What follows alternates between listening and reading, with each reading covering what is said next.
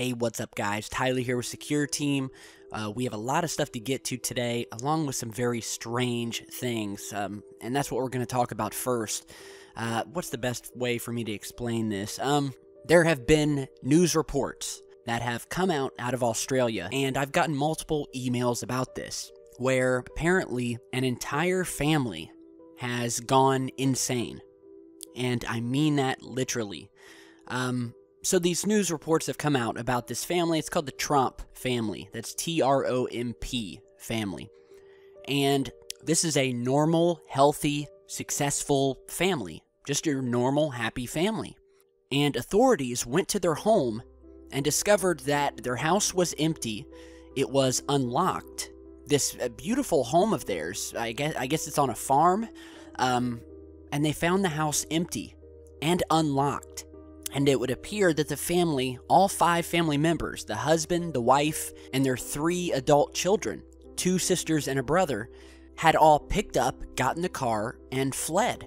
So not only did they leave their house unlocked and just picked up and left, but the police stated that they also left all of their identification, all of their phones, and all of their credit cards. So they didn't take any of that stuff either. And that's where the strangeness begins. So what we know so far is that some way, somehow, a wave of paranoia, delusions, and basically craziness hit this entire family at the same time. Now, this is Mark and Jacoba Tromp that you're seeing here. This is the husband and the wife. The husband is still missing at this very moment. So what we know is that they got in their car and began a 100+ kilometer journey to the state of New South Wales, hundreds of kilometers away from their home in Melbourne, Australia. Now, once they reached New South Wales, the father jumped out of the car and fled. And apparently he believed that someone was out to kill him and his family, although police have stated that his family was not in any danger at all. They had no reason to be. So the father has jumped out of the car, fled, and he has been missing for 5 days. They have held search parties for 5 days, and they still have not found him. So sometime later, after he disappeared, they found his wife, Jacoba, wandering in the middle of the street, dazed, confused, not knowing where or who she was. She is now in a mental hospital. Then, about 100 kilometers away from where the mother was found, a complete stranger found their youngest daughter, Rihanna, in the back of his car, hiding in this stranger's car, completely catatonic. She is also now in a mental hospital. They then found her other sister, Ella, who had apparently stolen a car and driven back across country, along with their brother, Mark, who apparently is also showing signs of paranoia and schizophrenia, although not to the point where they have had him committed to a mental institution. So just to recap here, normal, happy, healthy, successful family all go insane. How does that happen? How do 5 members of a family, a husband, a wife, 2 daughters, and a brother, begin sharing the same schizophrenic, paranoia-filled delusions all on the same day, all at the same time? Who all of a sudden decide to leave their home along with their cell phones, their credit cards, their IDs, get in the car, drive for hundreds of miles before the family members start splitting up, jumping out of the car, running, hiding. I mean, we have the father that's still missing, and just what the hell is going on? How does this happen? Medical professionals have no idea what's going on. The police have no idea what's going on. What could make a family go insane like this? Schizophrenia is not some common cold that can just suddenly be given to an entire family. Family that's both related and unrelated. Family that's normal, happy, and healthy. Never had an incident like this before. And so it's just very, very strange. You guys can check out the news reports. I will put the links down in the video description. There's been a lot of strange stuff happening in Australia. We've had a lot of sighting videos, a lot of strange sounds, strange weather. And when stuff like this happens, it really makes you wonder what is going on. What happened to this family to make them pick up and go on the run. Not only that, but to make them go crazy, to make them act like this. I mean, one family member being found catatonic in a stranger's car, another one thinking that people were out to kill him, he's still missing, the wife found wandering in traffic, confused. I mean, what is going on?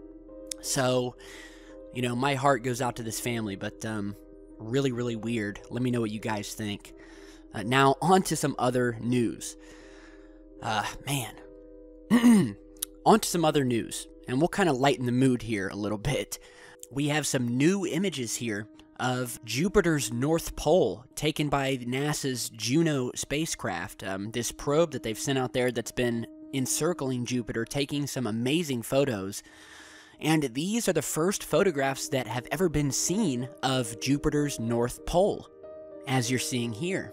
And these are some really amazing shots. We've never seen Jupiter's North Pole before. A scientist for the mission said that this first glimpse of its North Pole looks nothing like we have seen or imagined before. The photographs were taken at about 48,000 miles from the surface clouds of Jupiter's North Pole. And as you're looking at these images, you can see these beautiful storms and weather systems swirling around the North Pole of this massive planet, our largest planet in the solar system. And it's really nothing like we've ever seen before. Scientists have gone on to state that there is no sign of latitudinal bands or zone and belts that we're used to seeing when looking at Jupiter. So this image is hardly recognizable as the Jupiter we know and have always seen. We're seeing signs that the clouds have shadows, possibly indicating that the clouds are at a higher altitude than other features. Now, if you remember, Saturn has this massive hexagonal storm swirling at its North Pole, seen in this image here. But Jupiter does not have such a vortex, not that we can see. There's nothing on Jupiter that resembles at all what we've seen on Saturn. So this is just an extremely unique shot, and we're going to be getting much closer. At its closest approach, the Juno spacecraft will be hitting just 2,600 miles above the cloud tops of Jupiter. And I can only imagine what the photographs will be like then. Just simply amazing. Now, this isn't the only photograph we've taken. On August 27th, the Juno probe had the opportunity to take an up-close shot and take detailed measurements of Jupiter's north and south poles in infrared light, showing these beautiful auroras, like the ones we have here on Earth, swirling around the poles of Jupiter. And that's what you're seeing in this awesome, almost scary, almost demonic image here of the aurora of Jupiter's southern lights. And as you look at this image, you realize just how large and enormous this planet is. I mean, this aurora here is multiple times the size of our own planet. And it's just beautiful. And the closest photos we've ever gotten of the poles around Jupiter. So awesome stuff. Now, while we're on the subject, researchers working in collaboration with NASA are developing a Star Trek-style tractor beam that will actually be able to pull in pieces of space rock that are floating out in space, just like your tractor beam that you've seen on Earth.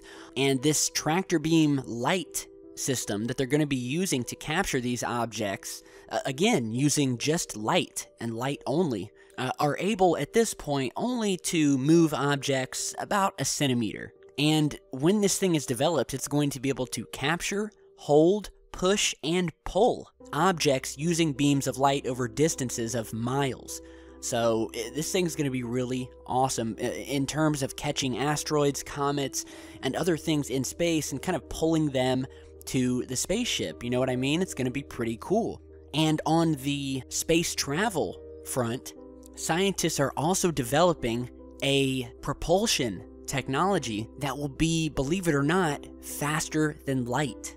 And the research has actually just passed peer review. So UK scientists, including Roger Shawyer, have pioneered this new generation of space travel tech. And so he proposed this theory in 1999 of creating such a technology. And apparently it's been a rough ride. trying to get this out. With people have called him a fraud, people have attacked his research, but his research was entirely funded by the United Kingdom's government. So there was something to it, and there is something to it, because his research paper on this second generation drive will be published soon, as it has just been accepted by the American Institute of Aeronautics and Astronautics. And it will be published in their Journal of Propulsion and Power, which is a society dedicated to space inventions. Now, they're calling this thing the M drive, or EM drive, whereby they'll use electricity, which is converted into microwaves and fired into a cone-shaped vacuum, which as a result, the microwave molecules cause the creation of a force which results in thrust. And apparently this thing will be able to reach almost, if not more, than the speed of light. So, I mean, fingers crossed. But I have no doubt at some point in the future we will develop the technology, if we haven't already. There's a part of me that really believes that we've already visited the stars, and, it's just technology that we know nothing about and we haven't been told about. But interesting nonetheless. Now, lastly, I want to show you some very interesting finds on both the planet Mars and Venus. The first of which is this Mars anomaly seen here. Now, this was sent over on Twitter to me by a viewer of what looked like some sort of metallic machinery or just something made of metal found on the Martian surface. Now, you're seeing the image here taken from the Opportunity rover on Mars. And when you look at this, you can already see these objects popping out. They stick out literally like a sore thumb. So, here is the image. Here where I'm circling is where I want you to check out these objects. You can see one of these square-looking objects sticking right up. You can see it very easily. Let's go ahead and zoom into this area. And as you can see, we do have what look like shiny, reflective, metallic objects sitting among the rocks here. First, we have this, again, it almost looks like a round, it looks like a cross between a cylinder and a square-shaped object. It looks like a cylinder, but with very sharp, square edges wrapping around it. And we have some other, what looks like possible debris laying next to it. Once again, very reflective, metallic-looking, unlike the rocks that are very dull and unreflective that are surrounding it. And so the question is this some sort of machinery on the surface?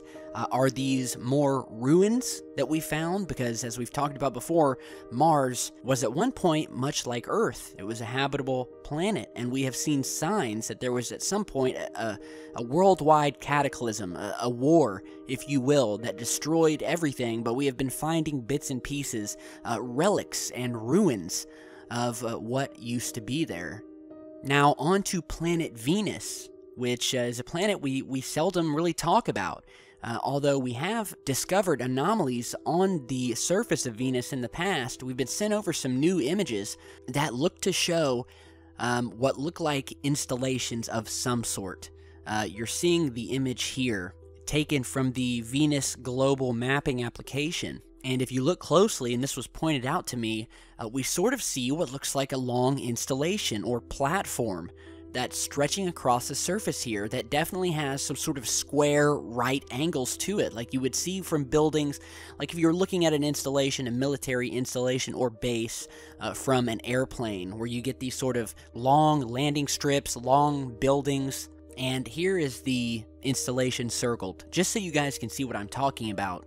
And if you look, you can almost see what looks like a square foundation here. And, the source who sent it in said that this does not look natural. This looks like an artificial built installation of some sort. It looks very much sort of like an airport, if you've ever seen those, where it has these long corridors. And, you guys can check it out. And there's just a lot of weird stuff on Venus. We have found strange rectangular structures on Venus in the past, as you're seeing here. These sort of large rectangular objects seen on the inside of these craters. Some of them are in an H shape, sort of look like a helicopter landing pad, but they're definitely three-dimensional, as you're seeing in this image here. I think there's a lot of strange stuff about Venus, and I think that there's sort of been a media blackout regarding it, because we rarely hear the space agencies talk about Venus. So why could that be? Is it because Venus is maybe where all the action's at? definitely makes you think, so check it out. Lastly, I wanted to show you a very strange finding today of what turned out to be a jumbo jet sitting at the bottom of Lake Harriet in Minneapolis, Minnesota. So this is on Google Earth, and you can actually visit the link in the video description and do this right in your browser. And when you approach this lake, as you're seeing here, you start to begin to see this outline of a plane right dead center in the middle of the lake. And once you get up to it, you find that it indeed is a plane, and it looks like it's sunk to the bottom of this lake here. Now, apparently, this caused such a stir that officials who were in charge of the lake, as well as the local airlines, actually went and checked this out. And Google responded and said that this was likely just a glitch. It appears that a plane was passing over the lake when Google snapped the satellite image of it. Hence, we have the plane here. I mean, that's completely understandable. We've seen plenty of planes captured on Google Earth before. You're seeing some of those images here. We have captured prop planes, we've captured commercial airliners, we've captured cruise missiles passing by, we've captured planes that have been split in half sitting on the runway, and we've even seen planes getting it on. All on Google Earth, but we've never seen a plane sitting at the bottom of a lake before, and obviously that's what happened here. It was a glitch. But what's strange about this is that the plane, it actually looks to be underwater. It's not like any of these other images where you can see the plane flying above the water. You can see the color on the plane, whereas this seems to have been, for some reason, covered over and blended in with the blue water here, and it looks to be setting at the bottom of the lake. So that's what was strange about this. But cool find by one of our viewers, and again, not a shortage of awesome and strange and weird things you can find on Google Earth and Google Maps. So I highly suggest checking it out. If you've got some downtime or you're bored, it's definitely something you can waste some of your time doing. But yeah, let me know what you guys think about everything we've shown you today, and especially what you think about this family going crazy in Australia. Just strange times, and like I said, there's never a shortage of strange things happening around the world, which is why this channel is here. If it's strange, we'll find it. Alright, so thanks for watching. Be sure to share, like, and subscribe on your way out, and stick around because I've got a lot more coming. Stay safe, guys.